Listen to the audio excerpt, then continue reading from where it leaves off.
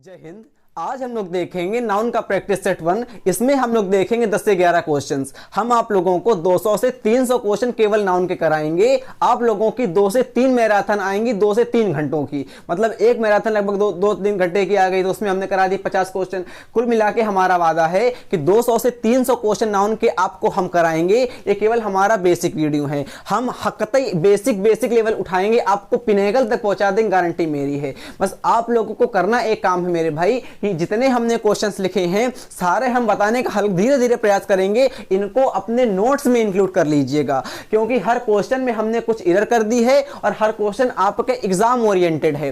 होता क्या है कि पेपर के कुछ दिन पहले पूरी किताब को या पूरे नोट्स को हम लोग पढ़ नहीं पाते हैं। उसके लिए पेपर के रिवीजन करने के लिए अगर हमको एक बून पॉइंट के लिए हमारे नोट्स में क्वेश्चन शामिल रहेंगे तो कतई मजा आ जाएगी। तो इसीलिए जितना चैप्टर आपका नाउन का है सारे के सारे पूरे चैप्टर को हम निचोड़ने का प्रयास करेंगे अपनी इस सीरीज में। तो आपके लिए आज नाउन का पहला वीडियो है। कॉपी और पेन को अपने साथ में रखिएगा। अगर आपको क्वेश्चन आता है तो अच्छी बात है, नहीं आता तो हम बता दे तो आप कंफ्यूज मत होइएगा। क्वेश्चन लिखा हुआ है, आप बताइए गलती कहां पे। अगर नहीं आते देखिए, children are playing and making मिसचीव्स as their holidays have started. अब इसमें आपको 4 पार्ट दिए गए हैं। ए पार्ट ये लिखा है यहां पे स्लैश तक, और बी पार्ट हमारा यहां पे ये है, सी पार्ट ये है, डी पार्ट ये है। अब इसमें बताइए गलती कहां पे है। तो मेरे भैया हमने आपको बताया था कि जो हमारी अनकाउंटेबल नाउन होती है, जो हमारी अनकाउंटेबल नाउन होती हैं उसमें कभी हम लोग एस या एस नहीं लगाते, एस या एस नहीं लगाते हैं। और आपसे हमने सिखाया था फर्नीचर को सबसे, क्योंकि एग्जाम में ओरिएंटेड यही वाला होता है फर्नीचर। करते क्या है एग्जामिनर, यहां पे हमको एस या एस लगा के दे देते हैं, फर्नीचर से कर देते हैं, जो कि हमारा नहीं होता है। तो इसको आप लोग जाने कि फर्नीचर हमारा होता है आगे अनकाउंटेबल नाउन। अच्छा, हमने इसको याद रखने की आपको एक ट्रिक बताई थी मेरे भैया, दिमाग यहीं रखो। हमने आपको अनकाउंटेबल नाउन को लर्न करने की एक ट्रिक बताई थी। अब बेसिक समझिए, हमने कहा था कि जो चीज आप लोग अपनी आंखों से देख नहीं पाते हो, जो चीज आप लोग अपनी आंखों से नहीं देख पाते हो, वो हमारी होती है आके अनकाउंटेबल नाउन। जैसे हम दिखाने का प्रयास करेंगे, आपने कहा फर्नीचर तो हम लोग देख लेते हैं, तो हमने कहा नहीं, फर्नीचर आप लोग देख नहीं पाते हो। आप लोग अपनी विद्यालय की या जहां की भी घर की अपनी कुर्सी मेज को देख पाते हो, ना कि फर्नीचर को देख पाते हो। फर्नीचर हमारी पूरी होल क्लास को शो करता है। आप समझना चाहिए, हमने सिखाने का प्रयास करा। अगर आप लोगों के स्कूल कोचिंग में केवल कोई स्टूल पड़ी हुई है तो आप कहोगे कि मेरे भाई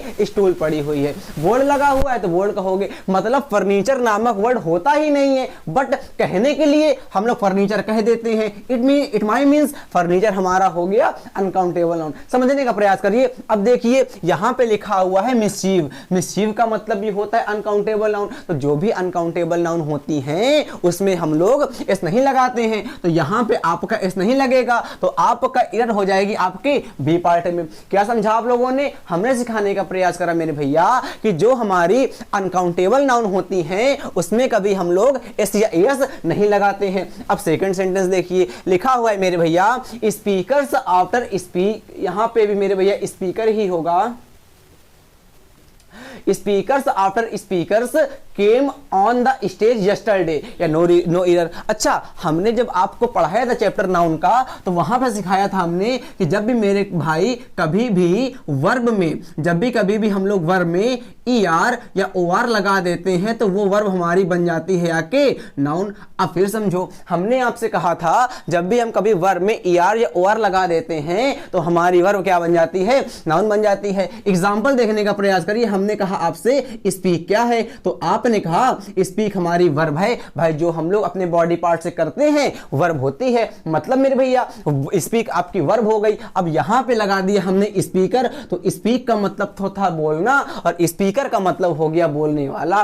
फिर समझिए, स्पीक का मतलब तो हो गया बोलना और स्पीकर का मतलब बोलने वाला। यहां देखने का प्रयास करिए, हमने आपसे कहा प्ले, तो प्ले का मतलब तो होता है खेलना। हमने आपसे कहा प्लेयर, तो मेरे भैया प्लेयर का मतलब हो गया खेलने वाला। एक एग्जांपल और देख देखिए हमने आपसे कहा टीच, तो टीच का मतलब तो होता है मेरे भैया पढ़ाना, और टीचर का मतलब क्या हो गया, पढ़ाने वाला हो गया। समझ में आ गया? आपने कहा बिल्कुल। अच्छा यहां से देखो, हमने कहा प्रेपोजिशन का नाम सुना है, तो आपने कहा प्रेपोजिशन के मेरे भैया पहले आपका आता है सब्जेक्ट और प्रेपोजिशन के बाद आपका आता है ऑब्जेक्ट।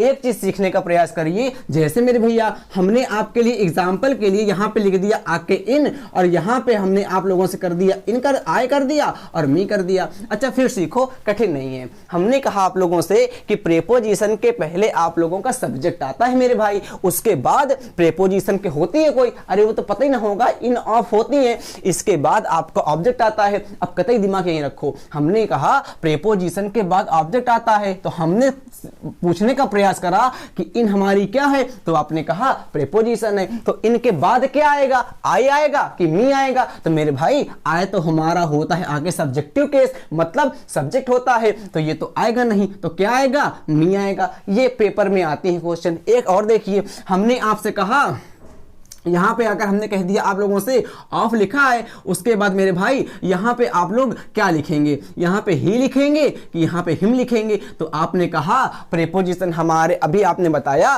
कि प्रेपोजिशन के पहले सब्जेक्ट आता है, मतलब कि सब्जेक्टिव केस आता है, बाद में क्या आता है, ऑब्जेक्टिव केस आता है, मतलब कि ऑब्जेक्ट आता है। तो यहां पे ऑफ लिखा है, ऑफ हमारी प्रेपोजिशन है, तो बाद में क्या आएगा, या तो सब्जेक्ट आएगा या तो मतलब बाद में क्या आएगा, ऑब्जेक्ट आएगा। तो ऑब्जेक्ट तो हमारा ही होता नहीं है, तो हिम हो गया। समझ में आ गया? अब यहां देखो, हमने कहा आफ्टर क्या है, तो आपने कहा प्रेपोजिशन है। अब एक चीज सीखने का प्रयास करो, अगर आपकी प्रेपोजिशन के बाद यहां पे नाउन आ गई और वही नाउन को रिपीट करके हमने यहां पर भी लिख दिया है, समझ नहीं पाए, फिर समझाओ। हमने कहा अगर आप लोगों ने कभी भी यहां पे देखी प्रेपोजिशन और प्रेपोजिशन के जो नाउन आपके पहले लिखा है, अरे अभी सिखाया था ना कि जब भी वर्ब में हम लोग ओआर या ईआर लगा देते हैं तो वर्ब हमारी बन जाती है नाउन। अब यहां देखो तो आफ्टर हमारी प्रेपोजिशन है और आफ्टर के पहले लिखा हुआ है स्पीकर, तो जो स्पीकर यहां पे आया हुआ है वही तो स्पीकर यहां पर भी लिखा हुआ है। तो हम रूल बताना चाहते हैं आप लोगों को कि अगर प्रेपोजिशन के जो नाउन पहले लिखा हुआ है अगर वही सेम नाउन बाद में आ जाता है तो उसमें कभी हम लोग एस नहीं लगाते, उसमें कभी हम लोग एस नहीं लगाते हैं। तो क्या हो जाएगा, हो जाएगा स्पीकर आफ्टर स्पीकर। क्या हो जाएगा मेरे भाई, स्पीकर आफ्टर स्पीकर। मतलब क्या है कि प्रेपोजिशन के आगे और पीछे अगर आपको सेम नाउन देखने को मिला, अगर प्रेपोजिशन के आगे पीछे सेम नाउन देखने को मिला तो वो केवल सिंगुलर होता है, प्लरल नहीं होता। इसमें आपकी ए पार्ट में गलती हो जाएगी, लिख लीजिएगा आराम से। I went to go Haryana and bought much good for my baby, या नो एरर। अब इसमें आपको बताना है गलती कहां पे है, अब बताओ आराम से। हमने कहा I went to Haryana and bought, मैं हरियाणा गया और खरीदा, क्या खरीदा, कुछ सामान खरीदा अपनी बच्चे के लिए। अब देखो मेरे भैया, हमने आप लोगों से कहा था कि गुड का मतलब तो होता है अच्छे से, बट मेरे भैया हमें सिखाने का प्रयास करा था अगर आप लोग गुड्स कह दोगे तो गुड्स का मतलब होता है सामान से, तो अपनी बच्ची के लिए मैं सामान खरीदूंगा, इसका मतलब यहां पे गुड तो होगा नहीं। तो मेरे भैया यहां पे आपका हो जाएगा गुड्स। मेरे भैया समझ में आया आप लोगों को? तो बिल्कुल आ गया मेरे भाई, यहां पे एरर हो जाएगी। ये हमने क्वेश्चन दिया है बना के, क्योंकि पाकिस्तान की कंडीशन इस समय ठीक नहीं है, तो हो सकता है पेपर में ऐसे क्वेश्चन तरीके से आ जाए। दा के बाद आपको ब्लैंक भरना है 4 पार्ट में, condition of Pakistan is very miserable. अब यहां पे आपको क्या लगाना है आप बताइए आराम से, ये क्वेश्चन कतई इंपॉर्टेंट है, हो सकता है पेपर में क्वेश्चन देखने को मिल जाए। अच्छा इसका कॉन्सेप्ट क्या कहता है, 1 सेकंड के लिए देख लीजिएगा। अच्छा मेरे भैया यही देखो, हमने आप लोगों से कहा अच्छा बताओ नाउन क्या होती है, तो नाउन आपकी होती है बहनियां, है कि नहीं। और इसके पहले क्या आता है, तो इसके पहले आता है इसका भैया, नाउन होती है आके बहनियां, और बहनियां के पहले क्या आएगा, भैया आएगा। और नाउन का भैया कौन होता है, नाउन का भैया एडजेक्टिव होता है। अरे कोई बहन छोटी है तो छोटी बहन आगे जाएगी तो उसका बड़ा भाई पीछे आएगा। इसका मतलब मेरे भाई कि नाउन के पहले, नाउन के पहले, फिर देखो आराम से, हमने कहा कि नाउन नाउन के पहले जो कुछ भी आता है उसको कहते हैं आके एडजेक्टिव कहते हैं। नाउन के पहले आपको कुछ देखने को मिलेगा उसको कहेंगे आके एडजेक्टिव, और इसी को मिला के कहते हैं मेरे भैया, इसी को मिला कहते हैं हम लोग आके नाउन फ्रेज। आया समझ में? तो बिल्कुल आ गया। एग्जाम्पल देख लो, अच्छे से आ जाएगा मेरे भाई। हमने कहा आपसे सम के बाद कह दिया, अगर आपको छोटा छोटा दिख रहा हो तो अगर हो सके तो प्लीज रिजोल्यूशन बढ़ा लीजिएगा, मतलब जो क्वालिटी होती है वो बढ़ा लीजिएगा, 360 में या 480 में कर लीजिएगा तो कैपिटल क्लियर दिखेगा। देखिए हमने कहा कि नाउन को आप लोग टच कर पाओगे तो सबको पता है, हम बता चुके हैं कई बार, है कि नहीं? जाके देखिए बेसिक में, नाउन का भैया होता है एडजेक्टिव, मतलब नाउन के पहले हमारा एडजेक्टिव आएगा। आया? बिल्कुल मेरे भाई। एडजेक्टिव और नाउन मिलके बनता है कतई नाउन फ्रेज बनता है। अब देखो यहां पे देखो एप्पल लिखा हुआ है, एप्पल हमारा नाउन है, सम को पहचान नहीं पाते पेपर में, कोई दिक्कत नहीं मेरे भैया। सम नाउन के पहले क्या आता है? बहन के पहले क्या आएगा? भैया आएगा। नाउन का भैया कौन होता है? एडजेक्टिव होता है। यही हमारा हो गया आके नाउन फ्रेज आ गया। अब सुनो मेरे भैया, आप लोगों ने अब छोटे से लेके बड़े तक केवल 8 पार्ट ऑफ स्पीच पढ़े होंगे। गिनो मेरे साथ। नाउन,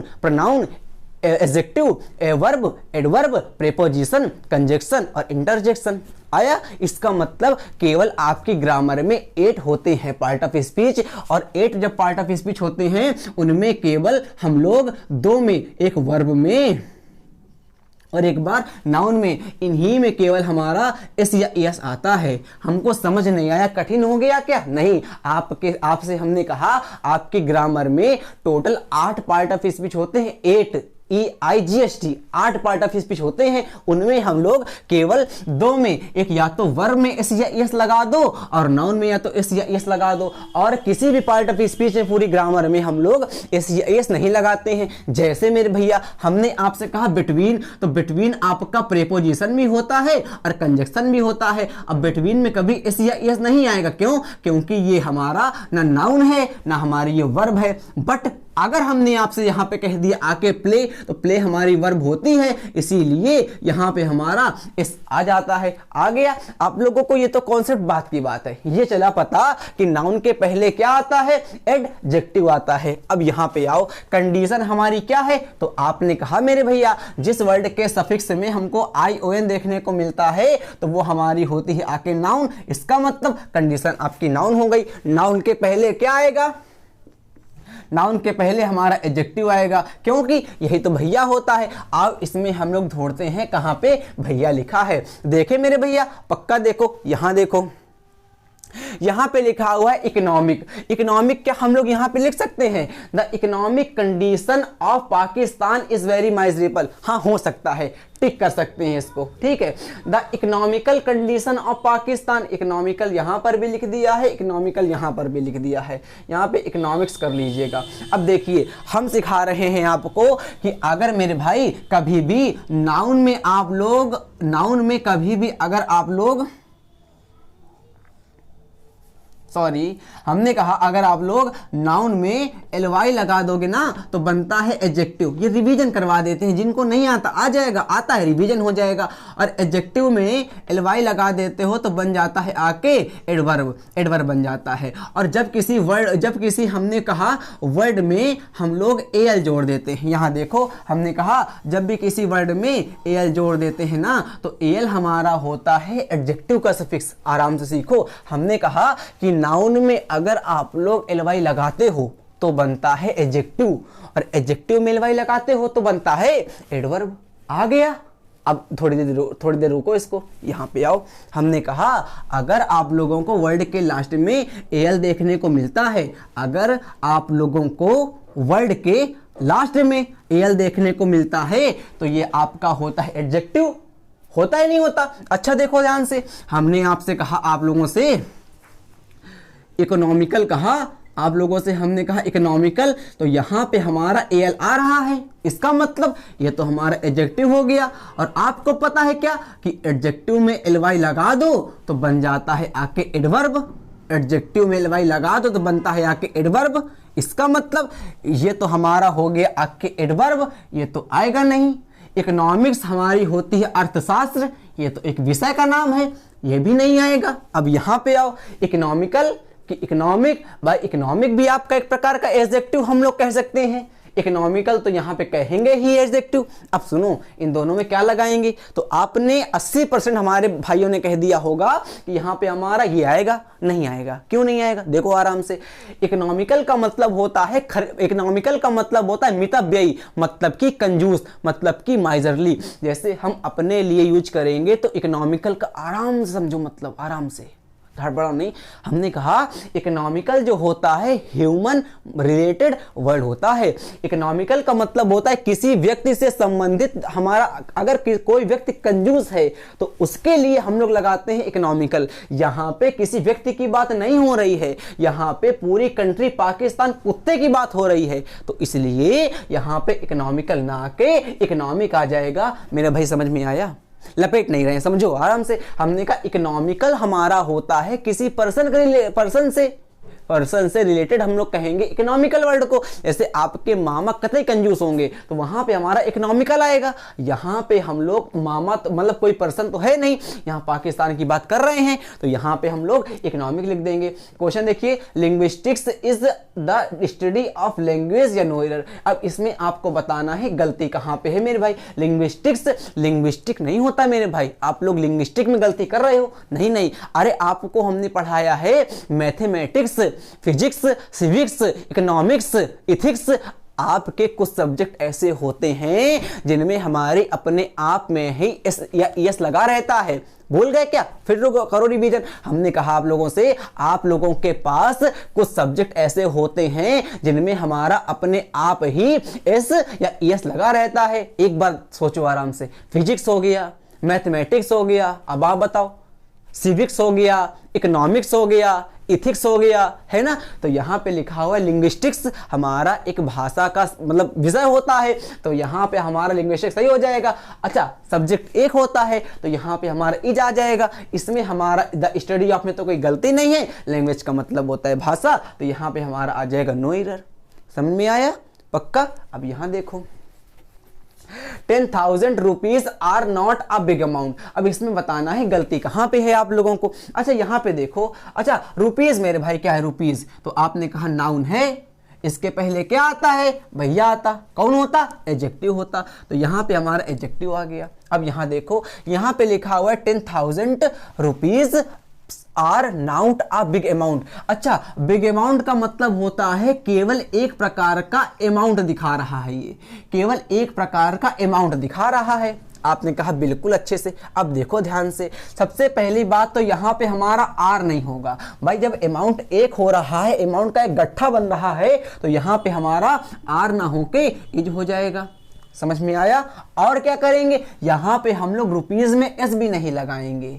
हमने जानबूझ के गलती 2 पार्ट 2 में करी है। आप लोग करते क्या, केवल इज में लगाया थे और हम लोग मानते कि हमारा सेंटेंस सही हो गया। नहीं, जेन्युइन होता क्या है, यहां पे हमारा रुपी लगेगा कि अब पढ़ो 10,000 रुपी is not a big amount. यहां पे रुपीज नहीं करिएगा, अगर रुपीज कर देंगे तो सेंटेंस का औचित्य बिगड़ जाएगा। रुपीज का मतलब होता है रुपए, अब 10,000 को हमको एक काउंट में बताना है तो यहां पे रुपी कर देंगे। मेरे भाई समझ में आया। 7 number, 100 of passers by stopped at the place of accident. मेरे भैया हमने आपको बताया है, आराम समझो, जब भी आपको कभी प्रेपोजिशन लिखी दिखे और प्रेपोजिशन लिखी दिखे तो उसमें कभी भी हम लोग एस या एस नहीं लगाते। अरे मेरे भाई, अभी तो हमने आपको बताया था केवल हम लोग ग्रामर में वर्ब में या तो नाउन में एस या एस लगाते हैं। कभी भी 8 पार्ट ऑफ स्पीच जितने आपके बचे 6 ठो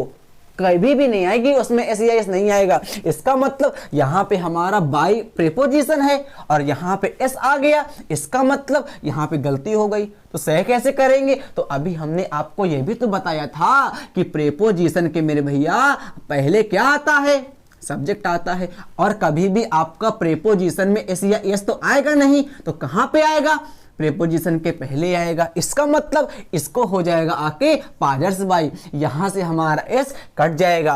8 नंबर देखिए, ये सेंटेंस हमने अपने आप लिखा है, many people were hung in Berlin the capital of Hitler who is known as the father of Nazism and their accumulated capital was also seized या नो ईयर। ये सेंटेंस कतई बड़ा लिख दिया, एग्जाम में आ गया तोते उड़ जाएंगे। गलती इतनी सी है, समझ नहीं पाते क्या? देखो ध्यान से, यहां पे लिखा हुआ है हंग। हमारी दो वर्ब होती है मेरे भाई, कौन कौन सी? देखो, एक हमने कहा होती है हंग, एक होती है आप लोगों की हैंग्ड। देखिए, हंग का मतलब होता है कपड़ों को खूंटी में टांग देना। जैसे अपनी शर्ट उतार के हम टांग दे किसी हैंगर में, तो वहां पे आएगा HUNG, हंग आएगा। और अगर किसी को फांसी में टांग देते हैं तो वहां पे हमारा हंग ना आके हैंग्ड आता है।